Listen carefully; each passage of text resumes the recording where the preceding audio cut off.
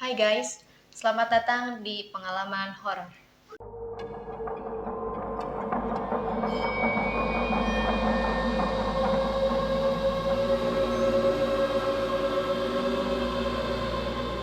Konten kali ini mungkin berbeda dengan konten-konten sebelumnya. Meskipun kita masih berbau horor, tapi kali ini bukan mereaction ya, tapi kita akan menceritakan pengalaman horor. Nah, kali ini kita akan ditemani dengan seseorang yang akan menceritakan pengalamannya. Ini dia, langsung saja perkenalan sama narasumber seorang yang akan menceritakan. Siapa namanya, Teteh? Perkenalkan, nama saya Serlia Finawati, berasal dari Garut. Ya. Di belakang dari sini ya, dekat. Oh iya. Tepatnya di daerah mana itu? Tepatnya di daerah Kadungora. Oh iya. Kadung kolotnya belum ada. Oh iya. Masih ngora terus. Oke.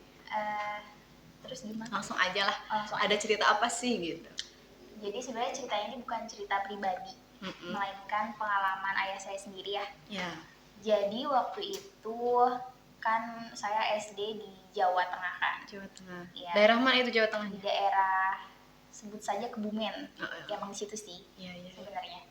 Nah, jadi waktu itu pengalamannya udah cukup lama sih, sekitar 7 tahun yang lalu. 7 tahun yang lalu. 7 tahun yang lalu. Berarti masih sedikit ini ya, belum terlalu kota gitu. Iya. Bahkan sampai sekarang pun kondisinya masih sama sih jalannya. Nah, jadi waktu itu kan aku sendiri ditinggal kan di sana sama kakek aja. Oh iya. Jadi tinggal sama kakek gitu ya, di Banten. Di Jawa. Di Jawa Tengah. Gitu. Kok jadi Banten? Nah, jadi waktu itu di sana 2 tahun lah, sekitar 2 tahun sekolah SD di sana kan. Terus jadi waktu itu ayah sama ibu di Bekasi, di daerah Bekasi, tinggal di sana. Kebetulan tapi ibu udah datang duluan nyusul waktu itu di Jawa karena buat nengok. Iya, buat nengok. Karena waktu itu kalau nggak salah sih aku mau khataman ya, ada acara gitu di Jawa, jadi orang tua harus datang dua-duanya. Yeah. Nah terus langsung aja nih ya malamnya. Jadi ayah dari sana berangkat sekitar pagi lah gitu, karena kan perjalanan ke Jawa tuh biasanya pakai bis setengah hari kan. Nah sampai di daerah Jawa Tengah itu udah mau maghrib, menjelang maghrib. Dan pada saat itu cuacanya sangat-sangat mendukung. Ada gerimis gitu. Nah jadi waktu itu pas maghrib sampai turun bis, itu turun nggak langsung di daerah deket rumah kan. Iya. Jauh gitu. Aksesnya cukup jauh. Cukup jauh untuk masuk ke dalam rumah, ngelewatin sawah-sawah gitu, yang di situ masih jarang banget penduduk warganya, karena emang masih sawah-sawah gitu, dan ada 2 kuburan. Waktu itu di situ ada 2 kuburan. Nah, otomatis pas sampai turun di daerah pasar ya namanya, di pasar dulu tuh turun. Nelfon kan ke mama, katanya udah sampai. Terus mau jalannya itu biasanya pakai bentor, beca motor gitu, karena beca goes udah ketinggalan lah gitu ya. Capek lagi kalau pakai goes, lama juga kan. Terus udah gitu waktu itu kata mama jangan dulu pulang, karena masih, kalau di Sunda biasanya sarukna. Nah itu dia, kalau di Jawa apa ya lupa, pokoknya pamali lah gitu ya, kalau pulang pas adzan maghrib gitu. Jadi tunggu aja selesai azan sekitar jam 6:30 gitu kan, baru jalan gitu. Tapi ternyata ayah ngeyel, mau langsung aja. Ya, pengen cepet sampai. Order bentor, jalan lah.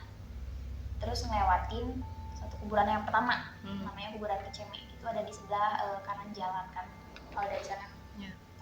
Kuburan yang pertama aman, klakson ya, di klakson dulu, karena kan bentor. Ada klakson, atau kalau kan beca biasa juga biasanya ada lonceng tuh.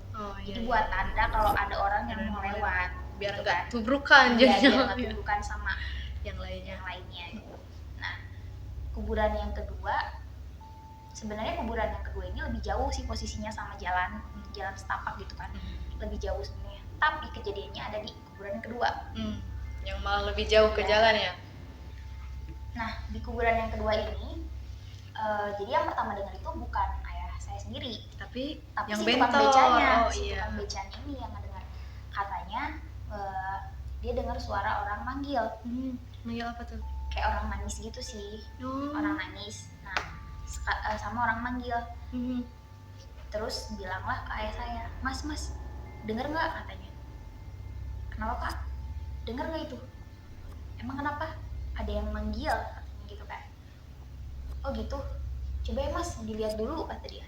Takutnya ada yang kenal gitu. Dia putar balik kan waktu itu, padahal harusnya nggak usah disamperin kan, Harusnya. karena ngapain coba ya. Mana malam-malam kan itu Iya, ya. betul. Cewek tuh ada diem di pinggiran sawah, Wujud. wujud perempuan, Terus tapi dia belum ngeliatin mukanya. masih membelakangi Iya, gitu. masih membelakangi ceritanya. Pas ditanya katanya, iya mbak kenapa, katanya gitu kan.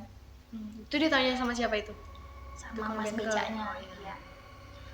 Dia turun nih, jadi ceritanya dia turun, ayah saya ngeliat ke belakang gitu kan. Dia turun, dia nyamperin ke cewek, ke sosok perempuan ini. Iya.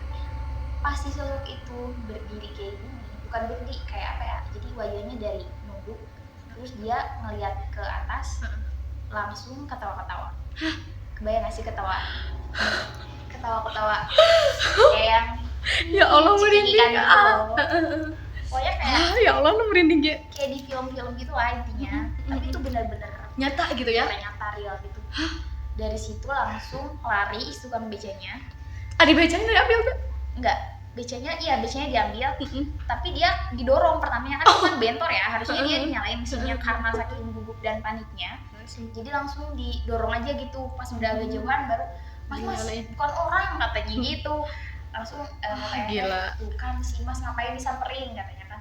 Pas gitu ya saya emang lihat sih emang ada perempuan gitu kan, cuman yang lihat jelas mukanya si tukang becanya itu ya.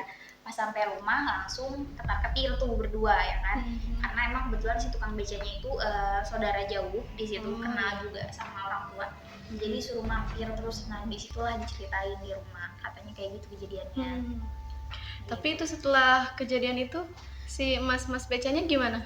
Iya biasa aja sih, dia kayak pulang langsung ke rumah, nggak balik lagi karena takut kan. Tapi Pasti jadi sih. pengalaman sih buat ayah pribadi dan buat teman-teman semua juga kayaknya. Kalau misalnya mau pergi-pergi, mending nurutin kata orang tua zaman dulu aja.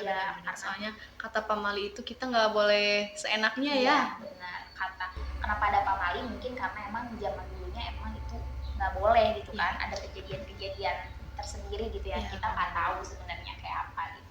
Percaya nggak percaya nih ya guys, tapi memang ada sih sebenarnya.